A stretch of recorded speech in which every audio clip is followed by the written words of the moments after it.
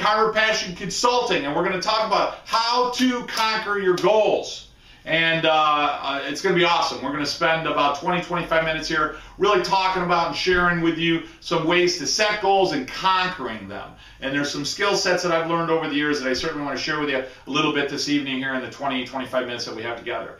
Before I do, I want to remind everybody on the 20th, 21st, 22nd, Dominican Republic. You can join us at chiropassionconsulting.org and register. There's still time available for you to join us, and we still have space available. We would love for you to join us for our Mastermind event. Mastermind event, we had done a webinar a little while back on essentially mastering your life. But the point I want to make is we're going to work on a mastermind event down there about changing your life, breaking through fears, overcoming challenges, overcoming those things that you put in your mind, that fear, or those things you put in your mind that, hey, I'm not good enough, I'm not smart enough, I'm not this, I'm not that. Those things you repeatedly tell yourself over and over. We want to punch through that and allow you to be extremely powerful with a sense of certainty and clarity and confidence, not only so you can master your life, but listen, the better you are, the better steward you are to chiropractic, the more effect we're going to have on changing the lives of other people. And that's what really this journey is all about, certainly if you're a chiropractor. So that being said, or chiropractic helper,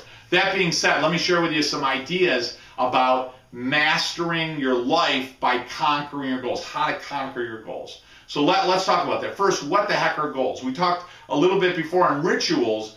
What are goals? Goals are achievements that you want to create in your life. They're achievements that you're going to set for yourself so that you can aim towards that goal, towards that achievement. Now, here's some docs saying, and other experts in our world from now or years past say, maybe set something so outrageous that you'll never get it, but you'll certainly come close. Shoot for what they say now. Don't shoot for the moon because there's already footprints on the moon. So shoot for Jupiter and maybe you'll land on the moon. Those are thoughts, and I'm not necessarily against those.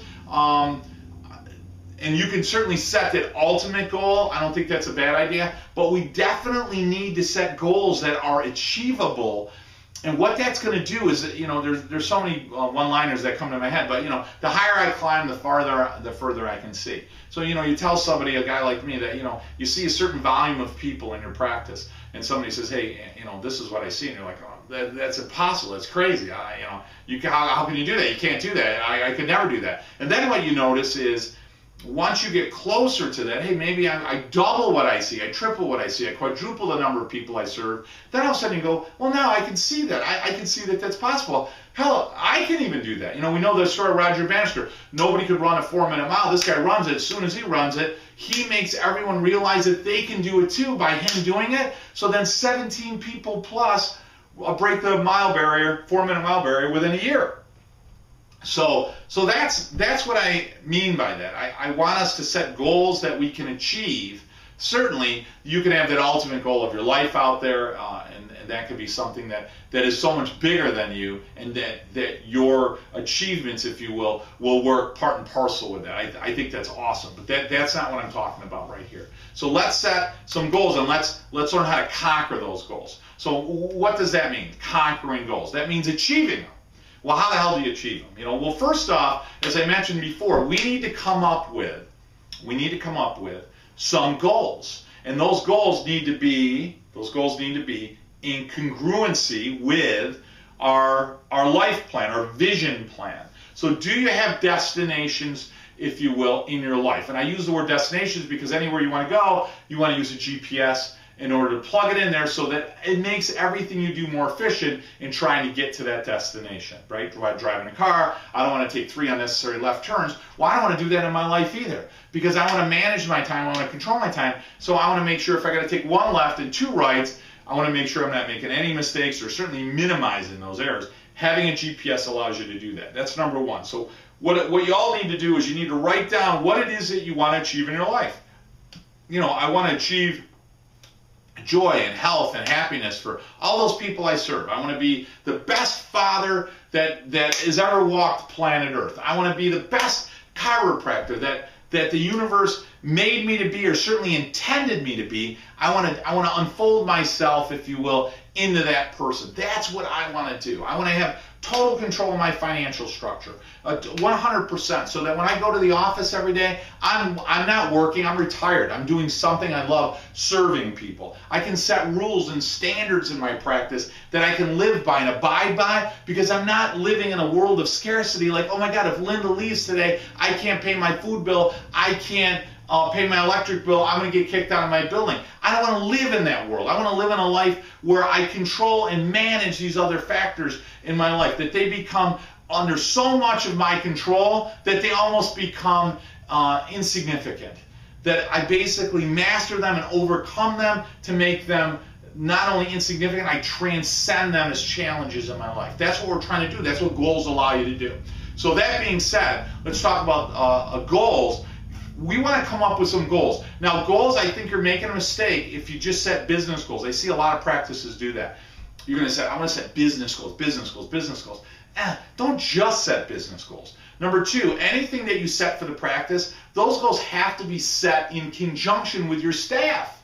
You know, I think it's ridiculous that you think Alexander the Great says, okay, this is what we want to achieve, this is what we want to do, here's my vision, and then he goes out and just tells them, okay, we're going in this direction? Or do you think he gives speeches after speech after speech, basically inspiring his men and women and indicating to them that how great they are, and how awesome they are, and how powerful they are, and how skilled they are, and based upon that and their better social structure and the better way of life, that they're going to go certainly present and conquer the rest of the world to share with the rest of the world their vision. You know, so he shares their vision, which inspires everybody else. You need to do that in your practice. You need to sit your staff down and say, okay, this is what I'm thinking. This is what, I'd like to do. What do you guys think of that? Are you guys on board with that? What's going on? That might indicate to you that that staff member shouldn't be there, for that matter, or whatever, right? But, are they on board? Are they working towards a big vision? That's number one. Two, you need to set some personal goals for yourself. We need to have balance in our life. And take it from somebody who, was always focused on office, grow. And I did phenomenal things in my practice.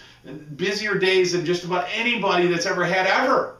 But the reality is, if you're not managing and having balance in other areas of your life, then that creates imbalance in your life, right? We don't want to do that. So we want to have phenomenal goals set for our practice so we can serve people. We want to have phenomenal goals set for us personally. We want to have phenomenal goals set for us spiritually, whatever that may be. I don't mean religion, though that may be what the word spiritual means to you, and that's great. But wherever that is, I want to make sure I have goals in all of those categories, okay? So what I want to do is I want to set some goals, and I'm going to set a goal, and I want to set 3 goals, a minimum of 3 goals in each one of those categories. So I'm going to set goals in each one of those categories. Hey, I want to see this many people. Okay, and that's really important. That's going to be one of the goals that, let's say, you set, right? I want to have this level of income in the practice. As far as personal goals, as I said before, I want to be the best father ever, right? I want to be just absolutely the best father. I want to be the best friend I could ever be. I want to certainly be a phenomenal presenter for chiropractic. I want to be a great a mentor to other people. I want to be a great teacher to other chiropractors and other chiropractic helpers. So I teach at New Beginnings, the CA program and so forth. And I do that. I volunteer my time for that. I want to do everything that I can so that when it's all over, right? I mean, as you've heard before, you're never going to see a Brinks follow a hearse, right? I mean, in the end, what do you see with most people when they get older? They want to get rid of their stuff. They don't want all that stuff. And I was a guy that accumulated a whole bunch of stuff because I made a lot of money. All of a sudden, what do? You make a lot of money. So you start accumulating stuff. And then you realize, that just complicates your life and it slows you down and it becomes distractions for you. And you need to try to transcend that. Maybe some of us need to go through that journey in order to do that. It doesn't mean certainly that I don't like nice things or that you can't have nice things in your life. But the reality is your life can't be the accumulation of stuff. So when we look at these goals, we want to make sure that these goals are goals that are things that we want to attain, but that are virtuous, that they're goals that actually bring us to a better place in our life, a place of simplicity but powerful, goals that allow us to serve more people with what it is that we have to do without becoming distractions. If those goals, if my spiritual strength is so powerful, boy, I'm so much more connected to universal intelligence that when I go into the office, or I go lecture, or I go teach, or I go mentor, or I go coach, in any of those situations that I'm in, it makes me more, when I say powerful, inside it makes me more powerful. It makes me more purposeful. It makes me feel more congruent with the greatest power in the universe, and that's universal intelligence. So therefore, I'm going to be more successful in conveying a message of clarity. Certainly that's what we want to do.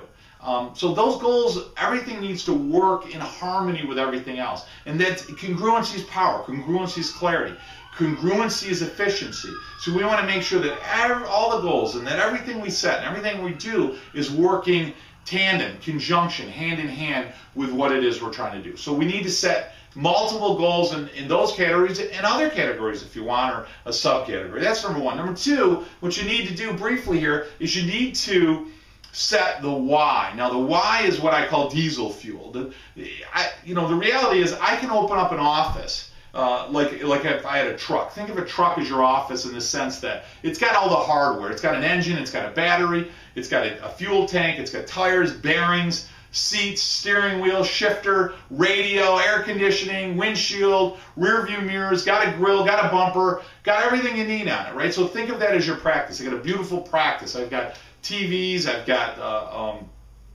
the greatest computer software known to man. I've got great adjusting tables, phenomenal staff, great uniform, beautiful carpet, great location, beautiful sign. I got it all. Anything and everything that a mentor, a coach, whoever taught me anything said it's exactly what I need. But let me tell you something. If you don't have a why, if you don't have a mission, if you don't have a purpose, it's like starting your truck without any diesel fuel.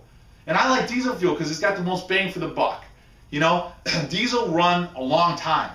You know, they don't use gasoline or other fuel sources in a big truck going across the country. They use diesel. Why? Because diesel burns a long time. It's got a lot of bang for the buck. And you need a tank full of diesel in order to get where you're going. Because let me tell you, being a chiropractor in today's environment not only can be confusing for some docs, but it takes a lot of effort and work. It takes passion and purpose, mission, and why. And if you don't have a tank full of purpose and mission and why, if you don't have a tank full of that, you're not going to go anywhere. It's like starting a truck on an empty tank. It just won't go. I got all the hardware, I got everything I need in the office. I even have a chiropractor. Here's the chiropractor standing there, but he or she isn't filled with a why. There's no mission, there's no purpose, there's no passion, there's nothing. And as a result, nobody wants to come, and this doc, male or female, is failing as they view it in practice. Well, let me tell you, because you don't have a why. So the question is, why do you want to see a lot of people? Why do you want to serve humanity? Why do you want to see more children? Why do you want to make more money? Why do you want to have a closer connection to universal intelligence? Whatever your why is, or your goal is, why? And you have to have a whole series of why. You should not be struggling on the why. If you're struggling on the why, then your goal isn't the right goal. As proud of that goal may be if you attain it, the reality is you don't have any why. So you're not ready for that goal yet. And that's a problem. You know, you don't want to have incongruency. You know, if part of your mind's like, oh, geez, I want to make a ton of money and I want to see a whole bunch of people, but man, I just hate working. I just hate going in the office every day. You know, you can write down the goals and you can write down the whys, but there's an incongruency in that too, right? You got to love chiropractic. You got to be doing what you love. You got to be doing what makes your heart sing.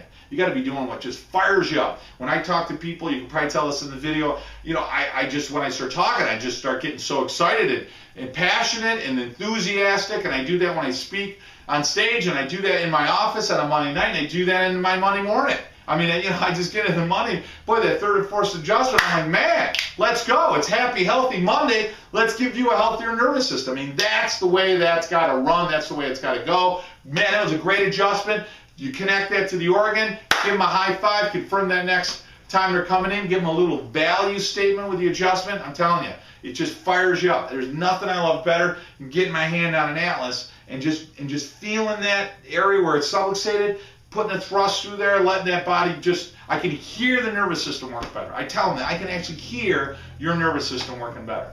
So, those are good goals. I want to improve on my table talk. I mean, it's a great goal. I want to improve on my reavals. I want to make some changes. Why? Why? You got to come up with a bunch of whys. Then you got to come up with action steps. Okay, what are some action steps? What are the things I need to do in order to attain the goal? And they should all be congruent with your why. Very, very important. And consequences. What are the consequences if I don't achieve the goal? And what that does is that creates emotional leverage. So when we talk about conquering your goals, what we're really talking about is creating rituals and emotional leverage in order for you to get there. So you got to have clarity on your destination, right? You got to have a why, you got to have action steps, and you got to have consequences. And then the consequences, along with everything else, give you action steps. Sounds a lot like Charles Dickens, doesn't it? Remember our famous story of Scrooge, right? And he was met initially by Jacob Marley, right? And he had that big chain of all the regret and mistakes that he had in his life. And he said, hey, listen, I got to tell you, the one they're making for you, that makes mine pale in comparison. This is nothing compared to what they're making for you. What the universe has made for you, Scrooge, is 1,000,000 times more than that.